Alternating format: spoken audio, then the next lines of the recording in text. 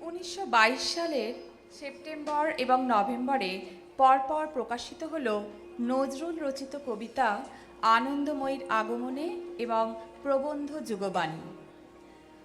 নজরুল অভিযুক্ত হলেন দেশদ্রোহিতার অভিযোগে।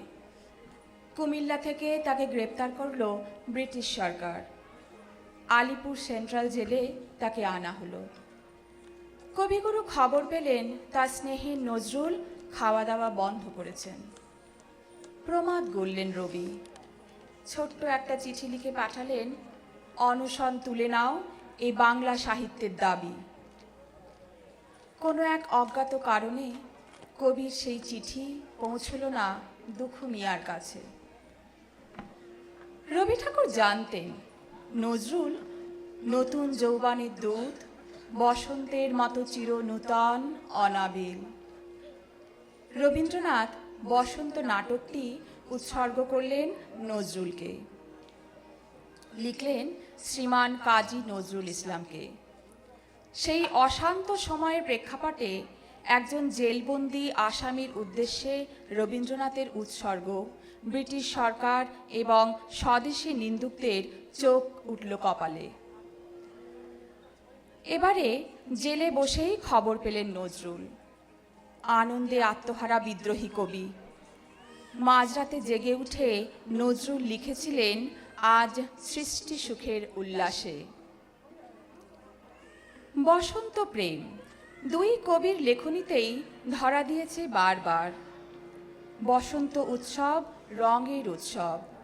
তার ছোঁয়া একদিকে যেমন পায় একাধিক রবীন্দ্র গানে, তেমনি নজরুলের গজল, ঠুমরি, কীর্তনেও তা ফুটে উঠেছে সহজাত স্বরে বারংবার।